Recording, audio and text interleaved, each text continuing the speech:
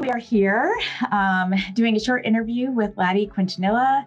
Laddi has been selected as the Student of the Quarter for StudyUrbanPlanning.com. And my name is Tammy Lanninga, and I am the Program Director for Western Washington University's Urban Planning and Sustainable Development Program. And I'm super excited to learn more about learn a little bit more about Laddi. And the first thing I guess that I'd ask you to tell us a little bit about Laddi is who are you, and what is the kind of journey that got you to where you are today? Okay. It was quite a fun journey, I like to think. I found that when I share the story, it's decently unique. Mm-hmm. So I'm from a little small town of Kalama, Washington in Cowlitz County, where I had grown up my whole life in a very suburban, rural kind of general region. And my family is from Guam. My family's Chamorro mixed, and that has been deeply impactful on my life and my perspective to come from a multicultural mixed household while also growing up in a predominantly white and suburbanized area of the Washington state. And so I had the household for me was, I would say, it was a very healthy household.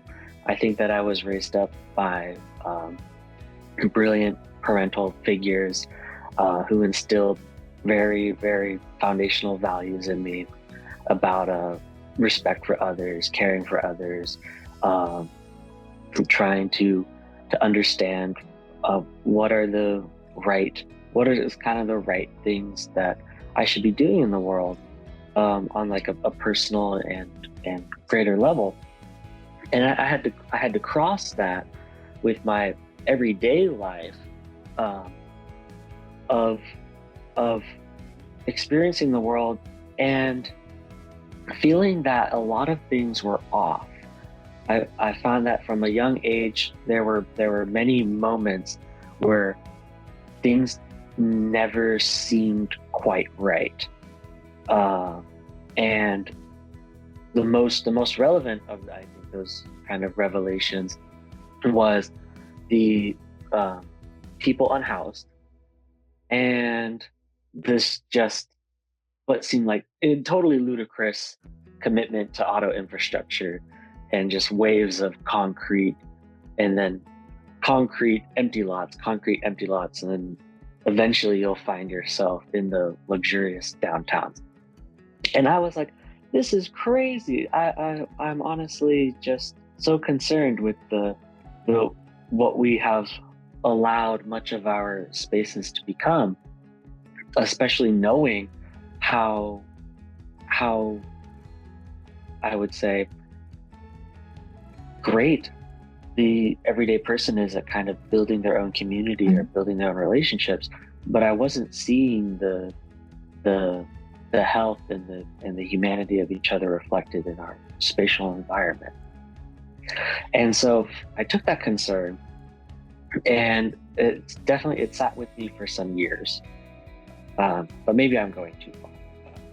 Well, I was going to say, no, that's great. And it sounds to me like you had an inkling about that there was something wrong with the world, but you didn't understand or necessarily know at the time that there was this whole profession called urban planning that had something to do with the way that the world was planned or the spaces that you were living in and experiencing. So I guess why don't you tell us a little bit about like when did you first hear about the idea of, or the profession of urban planning? Okay, perfect.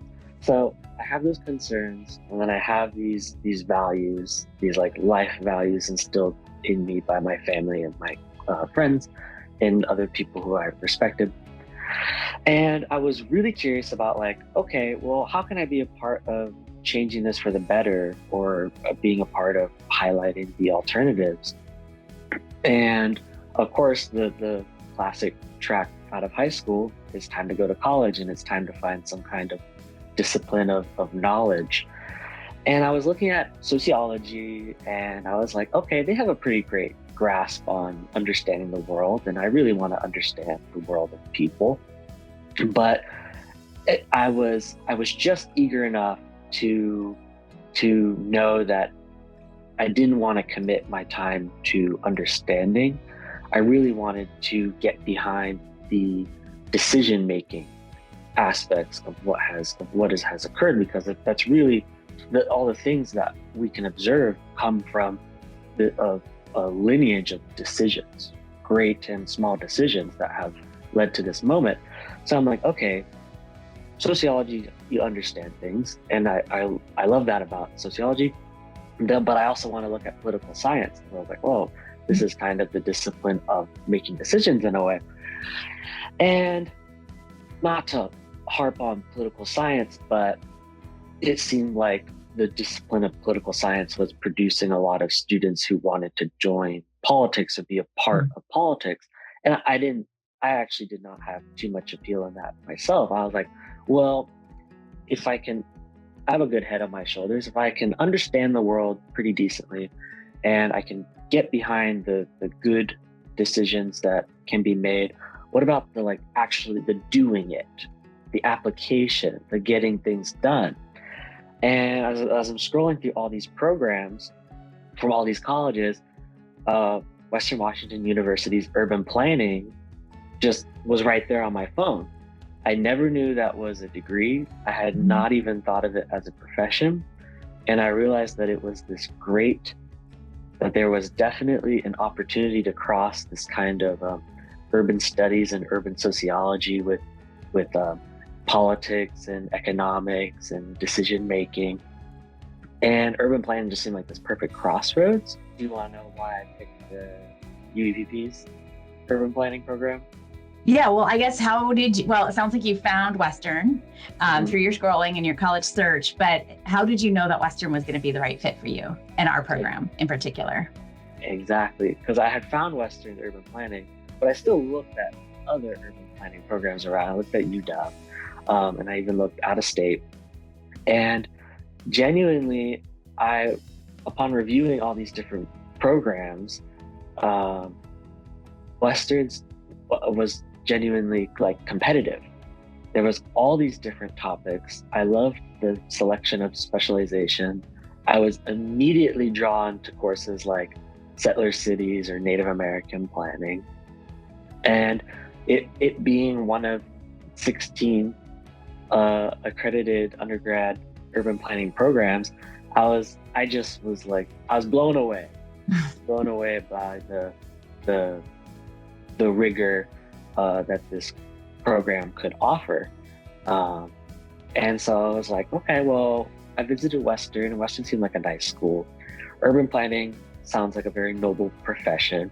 And all the courses that were listed under urban planning were so broad in scope and really nailing a lot of my points of interest, intersections of understanding society to policy, application, and technical skills. And I was like, wow, this is just the best mix of things. And that is absolutely why I went to Western, with the full intention of pursuing urban planning. Yeah, that's great. So in the urban planning field, what would you say are you most passionate about? Ooh, I like to interface a lot of different ideas. But I'll list them first, but know that for me, they're all have a shared space in my head and heart. So definitely housing. Housing's my specialization, particularly non-market and affordable housing and social housing, and really committing to the needed alternatives for housing. That's probably my biggest professional commitment and interest. And then the other things that really speak to me that are just my favorite kind of areas of planning is Indigenous planning and Indigenous principles of planning. Not only is that like a personal interest, I also find that to be just generally compelling to the way that we can make decisions and steward our spatial relationships on a full scale. So even beyond planning, just like in the betterment of all of us. And then I would say that the final area of maximum interest for me would be infrastructures of care. So how can planning, decision making, and economy work towards maximizing our abilities to care for each other and maximizing the freedom of ourselves, the freedom of relationships or expression. And so I can string them together pretty well. I can connect them all, but those are probably the three great spheres of interest for me in urban planning. That's great. Could you tell me a little bit about how you've been able to pursue some of those passions while you've been a student here at Western? Absolutely.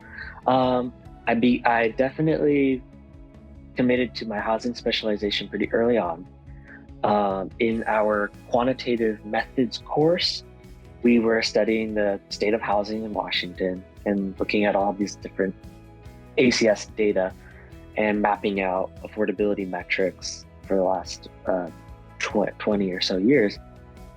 And I found that I think I had quite a knack for connecting the historical processes of housing, political economy of housing data analysis, and the implications of the data results, and interpreting and delivering that. I think I did quite a good job because our department chair came up to me afterwards and he offered me an internship for a housing studies literature review over the coming summer and fall. And although the literature review is still yet to be finalized, I have found that to be a pretty foundational moment in that interest because I've taken all this literature I've read and I have just ran with it. In the preceding years, I took courses with Dr. James Miller in sustainable housing innovations and settler cities, where we had focused on indigenous critiques of urban planning and then the indigenous principles of planning and applying those in actual projects that we had done with tribal nations.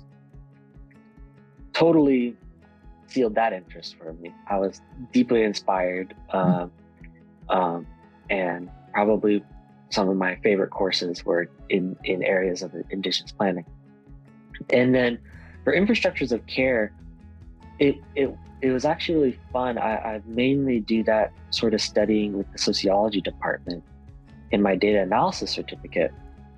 And where that comes back to planning is that I could take my knowledge of housing and housing data analysis and have brought that into the harder social sciences setting of the sociology department. And I've been looking at demographical kind of data for inferential statistics. And I've had all of this year to be researching this relationship between care, labor, and gender and housing precarity outcomes. And that has it's been so fun to blend the urban planning research knowledge that I have and general knowledge with the sociological research methods. So that's how I've been able to explore that interest. Yeah, that's great. And I really enjoyed seeing your poster at Scholars Week. So that was nice to see the outcome of that research that you did. Okay, let's talk a little bit about things outside of academics. And can you share a little bit about your extracurricular activities that you've been involved with while you've been a student here at Western? Oh, yeah. I would say most of my extracurriculars are just outside of the classroom, but still urban planning. So I've been here for 3 years. In my first year, I joined Western Urban Planners as a member, and I loved the group so much that I ran for the treasurer position for the preceding year, and was treasurer of Western Urban Planners.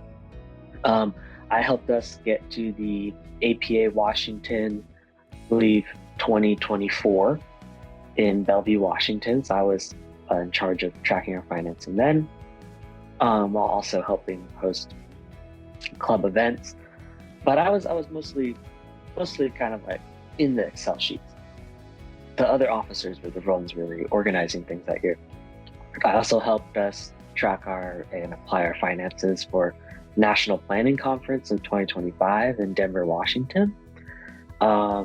We took a pretty, like almost 20 people, I think, and that was really fun to see everybody go to these big conferences, and they're like, they bring all their admirations and critiques of the sessions, and they're networking, they're finding jobs. So that was just really cool to be part of helping students get to those points. So I was already, I'm like, okay, I'm committed to this club. So I ran for co-president of what is now, because we changed the name of Western Urban Planners to the Club for Urban and Environmental Sustainability. And I have been the conference lead on getting students to all these different conferences we want to go to. So I organized the APA Washington 2025 conference. The year prior, I wasn't president yet, but I should note that I also helped organize the Planners Network 2024 conference for housing strategies of resistance and hope. And so that's like kind of where the planning, where I really secured my planning ideas for conferences then. But back to being co-president, then I organized our trip to the National Planning Conference in 2026, Detroit.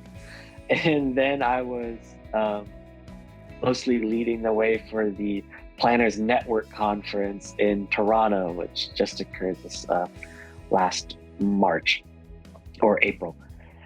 And that has been my major role in extracurriculars. But beyond those more major duties, I also think that I'm a decent peer mentor. I think that I've helped students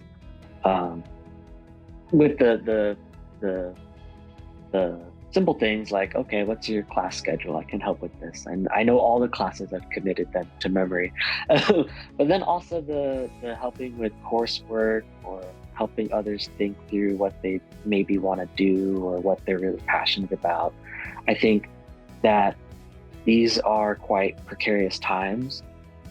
And I like to think that my perspectives bring a little bit of hope or realization, really anything to fight back the despair. I really like to encourage others that we really can get together and make decisions, and those decisions can be to have a better world and a better future. So that's great. Probably my other like side role, my extra is just connecting and being with other people sincerely. No, that's great. All right, so to kind of wrap things up, what advice would you give to someone who's thinking about a degree in urban planning and why it's a good option? Ooh, urban planning. So what my take, even though I've only been in one urban planning program, is that it's also a professional development degree alongside being your higher education, or I guess this university higher education sort of path. And that would, to kind of connect that with some advice. Definitely lean into the fact that you can learn the things that are super interesting in the classroom. So you can learn how to think, you can learn the histories, you can learn the facts and the theoretical ideas, and expect to be applying them. If you want to take good ideas, good moral, principled, well-backed ideas, and apply them, then urban planning is definitely the one path that you could choose. It's also, you should probably like the allure of a degree, which does not just simply filter you into a position in urban planning. It is totally transcriptive and multidisciplinary. You could still go and look into policy analysis, GIS, geography, public health planning, housing and housing development, transportation planning, community development, multitude of nonprofits, and the list goes on, like anything beyond what is just generally urban planning or public urban planning. So if you are drawn to urban planning and you're gonna go, well, now you're like, okay, the urban planning thing is cool, I'm gonna be a part of it. Definitely show up for others and with others. Good urban planning is done in good company. So commit to being a part of the group. That would probably be my biggest point of advice for getting into urban planning. Yeah, I think that's great. And you've been a great role model for that, for sure. So you are on the precipice of graduation, which congratulations, that's very exciting. In the last minute or so, can you just give us a little peek into what's next for you? Well, I'm staying in Bellingham, Washington, certainly for the next year, and I'm working with Colshan Community Land Trust. That's and great. Hopefully I also get to continue in my spare time, my little spare time, housing research and policy advocacy. Terrific. Well, that's really great. Well, thanks so much for spending a little bit of time with me this morning, Laddi. It's been really great to chat. Of course. Thank you for hosting.